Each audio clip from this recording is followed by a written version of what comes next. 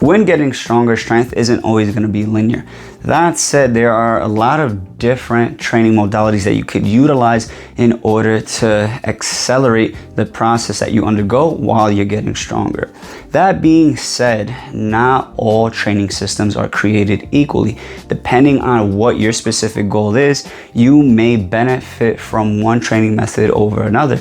Also, depending on what sort of lifestyle that you live, the specific training modality that you use may be something that is a little bit unconventional to what would be deemed better for overall society. And even if it's something that's been time tested, that doesn't necessarily mean that it can be indicative for you and your specific results. In this video, we're gonna go over different styles of training and how you can apply it to your specific routine based on what sort of strength goals it is that you have long term. If you're new here, be sure to leave a like down below, comment down below on what you would want me to go over next, subscribe, turn on post notifications, do the whole thing. And with that being said, let's get right into the ebbs and flows of things. When it comes to your long-term strength results, you have a couple of options. And the options that you have is ultimately going to be dependent on where you're at within your specific strength journey. If you're an absolute beginner, you're going to want to keep things as bare bones simple as possible. Follow some form of linear progression, milk your newbie gains through an extended period of time with your compound basic lifts. Maybe add in a few isolation exercises for your elbows, your shoulders, your calves, if you care about that sort of thing. And eventually, maybe over the course of 6 months to maybe a year, depending on your genetic makeup, you're gonna hit a point where you plateau, meaning you're not gonna be able to add more weight to the bar, or let's say your goals are specifically skill oriented for calisthenics and or whatever it is that you're focused in on, you're not gonna be able to make that necessary progression to the next skill level for that movement that you're honed in on. For this reason, once you phase out of your beginner phase, this is where the pool of options open up to you in terms of what you could focus in on. You could do 5x5. You could do the conjugate method. You could do basic undulating periodization.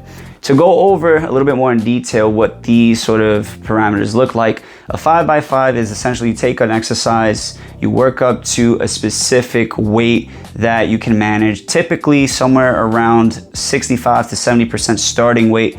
And over the weeks, you essentially build up that weight, either 5 to 10 pounds at a time. And you get to a point where by the end of, let's say, a 5-week block or an 8-week block, depending on what you can tolerate long term, you then have a week where you taper back and you rinse and repeat the process. You can also utilize what's known as the conjugate method, where you have specific exercise variations of your main lift. You work up to a heavy single, or some people will even go 1 rep max on that specific movement. Do some percentage work based off of that. Take around 80-85% of what you did for that day. Do it as back offsets, and then have a secondary day focused on speed work, meaning you're taking approximately 55 to 65% of that movement and you're doing it for speed. Some people take an even lower percentage of that movement, maybe 40 to 50%, and add accommodated resistance in the form of bands, chains, and things of that nature. As you can see, conjugate method can get very convoluted and very complicated real quickly, but if you know what you're doing, it could be something that really serves you very well, especially if you're somebody who trains anywhere from 2 to 4 times a week. Now we have undulating periodization, which is basically where you train different modalities throughout the entire week of your specific training block. That being, maybe you have a heavy day, a medium day, and a light day, or whatever the order you decide to be. With this heavy day, you focus in on the movements that you want to go real hard on. The secondary day, which is the medium day, maybe you utilize it for a little bit more volume work. Maybe you plug in a few accessories here and there to help complement your main lifts, and isolation movements just to help with overuse issues. And then on the light day, hence what it means, it's a light day. However, usually people use a light day to prime speed, explosive power, things like that. So you'll take whatever your main movement is of the day. Let's talk about the bench press as an example.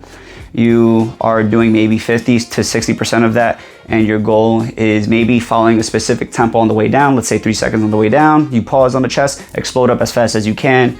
You incorporate some form of plyometrics, plyo push-ups, box jumps, single leg box jumps, broad jumps, cleans, whatever you deem applicable to you and that is specific to you.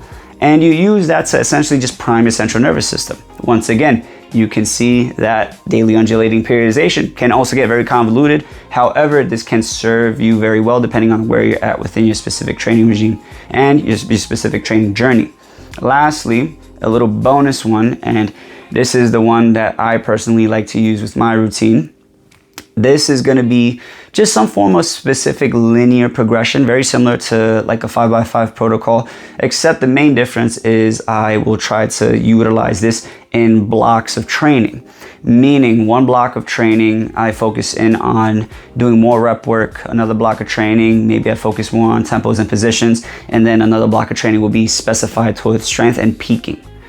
This essentially is a form of undulating periodization. However, I extend this across several phases. The reason why this works for me is because for one block, it keeps things a lot simpler. I can just focus on one modality and perfecting that specific modality, and then essentially reap the benefits of that over time.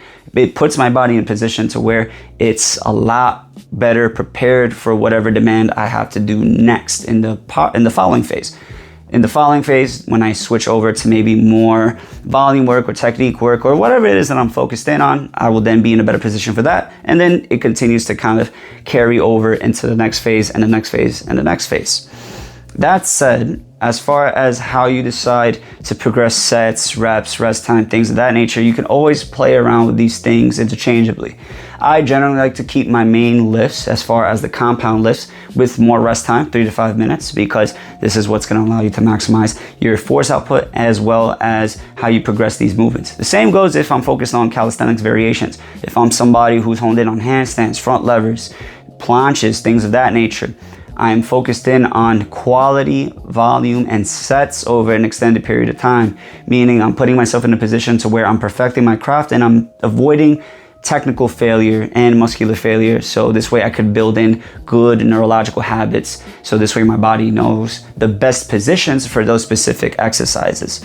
And then when it comes to piecing in together things for accessory work, secondary movements, things like that, I'm trying to do things that are going to help me with weaknesses in my main movements. If I struggle with bench press lockout, I'll do more close grip. I'll maybe do 1 1/4. Maybe I'll do pauses in segmented ranges, things of that nature. And maybe I'll even do more isolative work, tricep pushdowns, things of that nature. As you can see, there are a lot of different things and nuances that you can piece together over an extended period of time based on what your specific goals are. Nevertheless, so long as you have the fundamental understanding of where you're at within your fitness journey, what sort of program it is that you want to follow, and keeping things specific towards your specific goals, you're going to put yourself in a position for success so you can optimize your long-term strength results as well as whatever your fitness results may look like for you. With that said, team, if you found this video helpful, be sure to leave a like down below, comment down below on what I should go over next, subscribe, turn on post notifications, do the whole thing, and also comment down below what is your favorite workout routine and progression to follow for your specific results.